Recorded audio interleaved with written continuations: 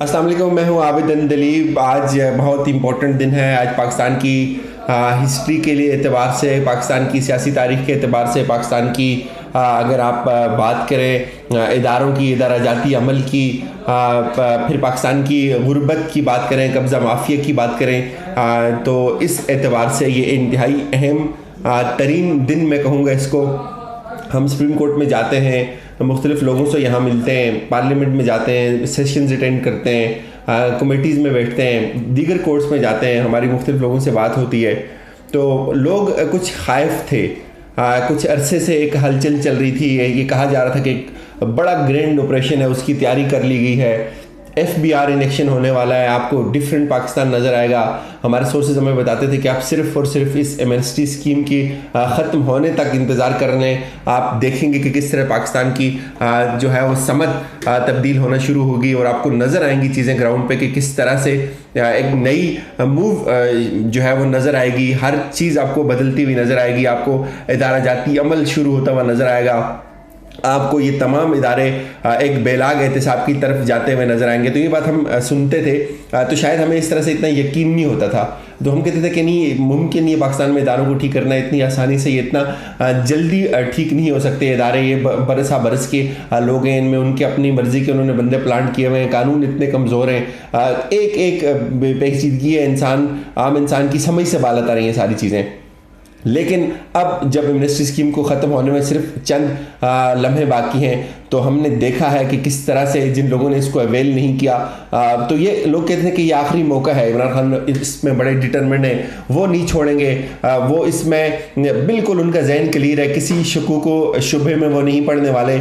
ये उन्होंने कुछ लोग ये चाहते थे कि उनको इस एमनेस्टी स्कीम को ज़्यादा प्रोलॉन्ग किया जाए, ज़्यादा टाइम दिया जाए, लेकिन इमरान खान ने कहा कि नहीं, सिर्फ चंद रोज़ ही देने, इससे ज़्यादा नहीं देना। तो आज हमने देखा जब उस स्कीम के ख़त्म होने में कुछ लम्हे बाकी हैं, तो FBI ने अपनी एक भरपूर कार्रवाई शुरू कर दी है। बड़े लेवल पे इस्लामाबाद से, पिंडी से लेकर कराची तक आज जायदादें जब्त होना शुरू हुई हैं। लोग ये कह रहे हैं, हुकाम ये कह रहे हैं, हमारी कुछ लोगों से बात हुई, इसके बाद उन्होंने ये बताया कि आप इंतज़ार करें, अगले इस महीने में आपको बिल्कुल डिफरेंट चीज़ें नज़र आएंगी। एक बड़ा कब्ज़ा माफिया पाकिस्तान की सरकारी ज़मीनों पे, पाकिस्तान की निजी ज़मीनों पे, गरीब लोगों की ज़मीनों पे कब्ज़ा किया गया है। तो ये सारी चीज़ें आपको डिफरेंट होती हुई नज़र आएंगी और उसका अमली मुजाहरा हमने देखा आज रावलपिंडी से उसकी इब्तिदा हुई। FBI बुनियादी तौर पे एक ऐसा इदारा है, अगर ये FBI चाहे तो यकीन मानिए नाजरीन, पाकिस्तान के 50% जो है वो इकॉनमी के मसाइल हल हो सकते हैं। FBI के अफसरान अगर नेक नीति से काम करें, FBI के अफसरान अगर इस पाकिस्तान की इस मईशत को ठीक करने का एक तहिया कर लें, तो बहुत बड़ा काम हो सकता है। इससे पहले कभी भी नहीं हुआ। तमाम हुकूमतें आती थी, वो इदारों में अपनी मर्जी के बंदे प्लांट करती थी। जब इदारों को आप दवा करते हैं तो उसके बाद फिर उसके जो नताइज आते हैं वो पूरी कौम भुगतती है, वो पूरा मुल्क भुगतता है, उसकी माशी उस बदहाली का शिकार होता है वो मुल्क। तो आज हमने देखा कि उस एक डिफरेंट मूव नज़र आई। नीयत का मसला होता है, मेरे ख्याल में इखलास का मसला होता है। लोग अगर करना चाहें तो ये कब्ज़े माफिया जो है वो बेशुमार सालों से साल हर साल से ये चल रहे हैं, मुख्तलिफ ज़मीनों पे कब्ज़े कैसे चल रहे हैं। अगर आप कोर्ट्स में जाएं और आप बैठ के सुने, इतनी एक एक दर्द भरी दास्तान आती है कि कैसी ऐसी औरतें आती हैं, बंदे का दिल रोता है यकीन माने उनको देख के कि किस तरह से उनकी ज़मीनें हथियाई गई हैं, किस तरह से उनकी इमलाक पे कब्जे किए गए, उनको अपने मकानों से बेदखल किया गया है, अपनी जायदादों से बेदखल किया गया है। तो उस पाकिस्तान में जहाँ रूह कामती आपको अदालतों में बैठ के लोगों को रोते हुए देख के, धक्के खाते हुए देखते हुए, वकीलों को बड़ी बड़ी फीसें देते हुए, तो ये जो मुश्किल फ़ैसला था, मेरे ख्याल में सारी हुकूमतों ने शायद इससे पहले नहीं लिया। मुश्किल फ़ैसला होता है अपने लोगों को नाराज़ करना, मुश्किल फ़ैसला होता है। बड़े बड़े ये ताकतवर माफियाज होते हैं, ये जो मालिकान होते हैं, ये कब्ज़ा माफियाज होते हैं, इनके हाथ में मीडिया होता है, इनके हाथ में सहाफ़ी होते हैं, इनके हाथ में इदारों के लोग होते हैं। एक पूरा वेब बनता है, हर इदारे का बंदा शामिल किया जाता है, पटवारी से लेकर FBI तक एक पूरी जो है वो टेल समझ लें आप, मुख्तलिफ लोगों को, मुख्तलिफ महकमों को शामिल किया जाता है। मुश्किल फ़ैसला ज़रूर था। इससे पहले भी हुकूमतें चाहती तो कर सकती थी, लेकिन खान साहब को इस बात की ज़रूर दाद देनी चाहिए कि अगर इस तरह के ये ऑपरेशन शुरू होता है तो ये पूरे पाकिस्तान की न सिर्फ तकदीर बदल सकता है, बल्कि पाकिस्तान के माशी हालात, पाकिस्तान के हर गरीब इंसान तक इसका फ़ायदा जाता हुआ नजर आएगा। मीडिया शायद इसको इतने ज़्यादा सपोर्ट नहीं करेगा। मैं आपको बताऊं, कुछ टीवी चैनल्स होते हैं जिनमें बड़े बड़े लोगों का पैसा लगा हुआ है। अगर हम बात करें आसिफ जरदारी का, 5 से 6 चैनल ऐसे हैं रिपोर्टरली हम कह सकते हैं जिनमें आसिफ जरदारी का पैसा लगा हुआ है। इस तरह बेशुमार लोग हैं, वो जो है एका कर लेते हैं, यूँ समझ लें, इत्तेहाद कर लेते हैं, साफ़ी उनके साथ मिलते हैं। इससे पहले हमने देखा था बैरून मुल्क जायदादों का केस आया था, वो भी चल सकता था, अभी भी उसको चलना चाहिए। तो जब हम इन सारी चीज़ों को देखते हैं तो सिर्फ और सिर्फ बात आके पहुंचती है इदारों तक। चूँकि पाकिस्तान का कोई एक मसला नहीं है, पाकिस्तान के हज़ारों मसले हैं। सबसे बड़ा मसला क्या है? उनमें ये इदारों का गैर फाल होना, इदारों में ऐसे नाअहल लोगों को मुसल्लत करना, उनको बिठाना, उनसे जिनको खुद नाकाम की समझ बूझ है, जिनके अंदर ना कुछ इस मुल्क के लिए जज्बा है, ना इस मुल्क के लिए कुछ करना चाहते हैं, सिर्फ और सिर्फ अपनी ज़ाती जायदादें बनाने के पीछे लगे हुए हैं। इस कब्ज़ा माफिया का राज जो था, आज इसकी हमें एक बड़ी मूव नज़र आई है। ये छूटता हुआ नज़र आ रहा है, बड़े कमज़ोर होते हुए नज़र आ रहे हैं ये लोग। अगर ये मूव कामयाब हो जाती है, यकीन मानिए ये इमरान खान की ज़िंदगी का मेरे ख्याल में सबसे बड़ा कारनामा होगा। माफ़ कीजिएगा, चूँकि ये कब्ज़ा माफिया इन्होंने बहुत इदारों के पाँव में जंजीरें डाली हुई हैं, तो अब लगता ही है कि लोग भी कुछ ये बताते हैं कि अब हालात मुख्तलिफ हैं। इतलात ये हैं कि ये ऑपरेशन पूरे पाकिस्तान में जाएगा। इसमें बेशुमार लोग हैं, इसमें बड़े बड़े सहाफ़ी हैं, इसमें मीडिया मालकान हैं, इसमें सियासतदान हैं, ब्यूरोक्रेट्स हैं, इसमें रिटायर्ड जर्नल हैं, बेशुमार लोग हैं।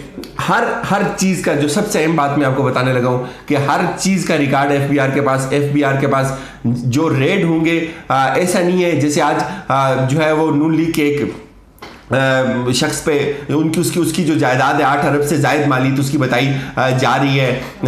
तो अगर उस जायदाद पे कब्जा उसको वागुजार करवाने की कोशिश की गई है तो नून लीग इसको ये कहेगी कि ये भी इमरान खान ने हमें एक इंतकामी कार्रवाई का हमें शिकार किया। तो ऐसा नहीं है, ये क्रॉस द बोर्ड होगा। इसमें बड़े पैमाने पे चूंकि इमरान खान ने कहता था, वो उसने ये कहा कि मिनिस्ट्री में एक इनको मौका दिया जाए, जितनी भी लोगों की प्रॉपर्टीज़ हैं, गैर कानूनी जायदादें हैं, इनको चाहिए कि ये उसको जो है उस पाकिस्तान के उस टैक्स नेट में शामिल करें, ये उनको डिक्लेयर करें। लेकिन जिन लोगों ने नहीं की, जो लोग ये समझते थे कि साल से उन्होंने कानून को अपने घर की बांदी बना के रखा हुआ है, वो मैनेज कर लेंगे इस चीज़ को भी, इस दफ़ा भी वो निकल जाएंगे।